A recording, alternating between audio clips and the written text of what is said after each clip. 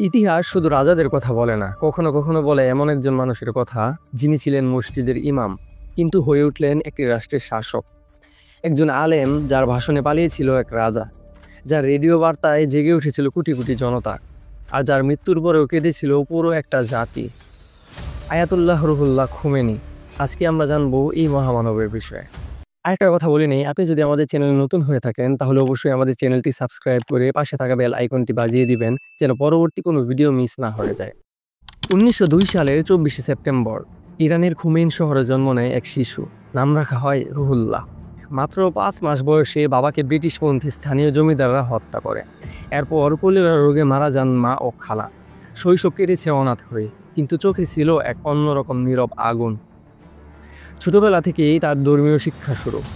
18 বছর বয়সে কুম শহরে পাড়ি জমান, যেখানে তিনি ইরানের সবচেয়ে বড় ইসলামী স্কলারদের কাছে পড়াশোনা করেন।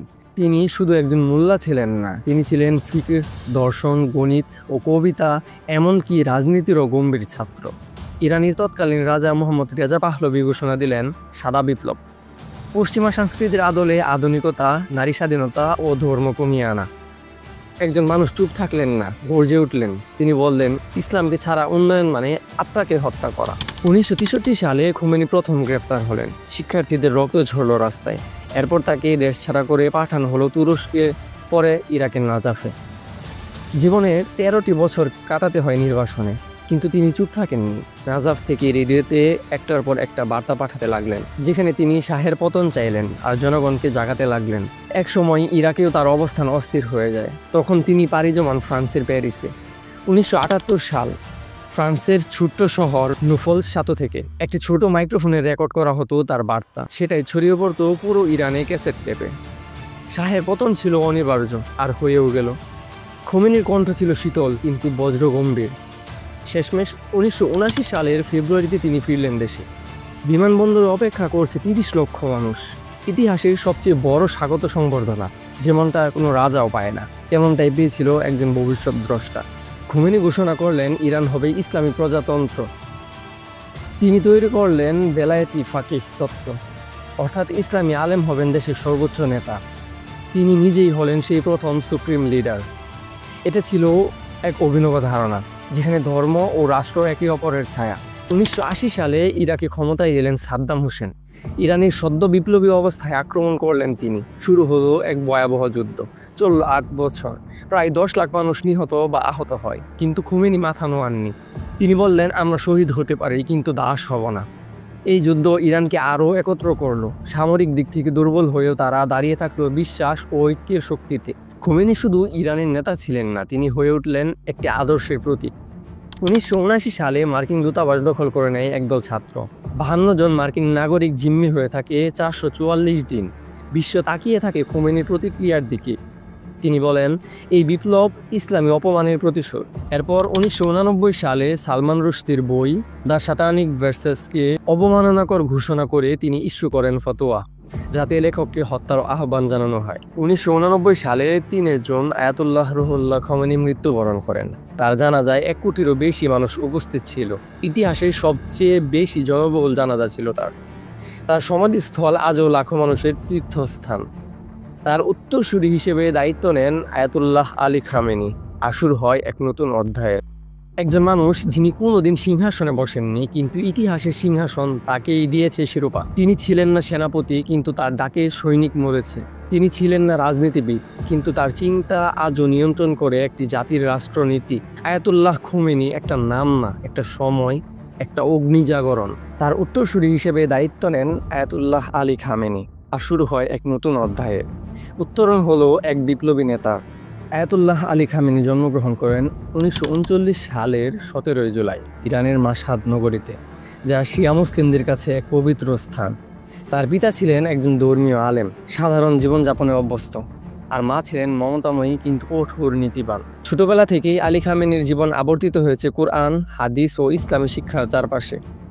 তিনি শুধু ধর্মীয় জ্ঞানে সিদ্ধহস্ত হননি, বরং সাহিত্য, ইতিহাস ও বিপ্লবী রাজনৈতিক চেতনায়ও ছিলেন দুর্দান্ত আগ্রহী। তরুণ বয়সে তিনি ইরানের শীর্ষ ধর্মীয় প্রতিষ্ঠান হাউজায়ে ইসলামিয়া কোম ও মাশহাদে শিক্ষা গ্রহণ করেন। সেখানেই তার পরিচয় হয় আয়াতুল্লাহ খোমেনির সঙ্গে। খোমেনির বিপ্লবী চিন্তাধারা ও ইসলামী নেতৃত্বের দৃষ্টিভঙ্গি তার মনোজগতে এক আগুন জ্বালিয়ে দেয়।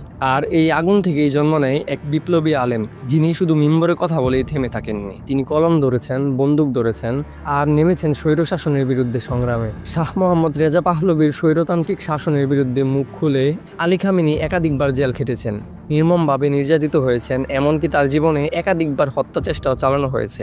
কিন্তু তিনি থেমে থাকেননি। তিনি বলতেন, আমরা মৃত্যুকে ভয় করি না, কারণ আমরা শাহাদাতকে ভালোবাসি। 1979 সালে ইরানে ঘটে যায় এক ইতিহাস। ইসলামী বিপ্লব সফল হয়, আয়াতুল্লাহ খোমেনির নেতৃত্বে রাজতন্ত্র পতন হয়, আর প্রতিষ্ঠিত হয় ইসলামী প্রজাতন্ত্র।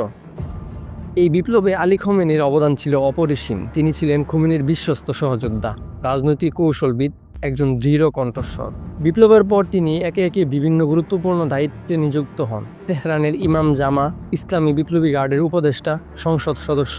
1981 সালে ইরানের রাষ্ট্রপতি নির্বাচিত হন, যা ছিল এক যুগান্তকারী পদক্ষেপ, কারণ তিনিই প্রথম আলেম যিনি রাষ্ট্রপতির আসনে বসেন। 1989 সালে আয়াতুল্লাহ খোমেনি ইন্তেকালের পর সারা দেশে শোকের ছায়া নেমে আসে। তবে দরকার ছিল এমন একজন নেতৃত্ব যিনি বিপ্লবের চেতনা বহন করতে পারবেন, মুসলিম উম্মার নাবিক হবেন। তখন ইরানের এক্সপার্টস কাউন্সিল সর্বসম্মতিক্রমে নির্বাচিত করে আয়াতুল্লাহ আলী খামেনিকে ইরানের সর্বোচ্চ নেতা ওয়ালি আল ফাকিহ রাহবারে মুজাম হিসাবে।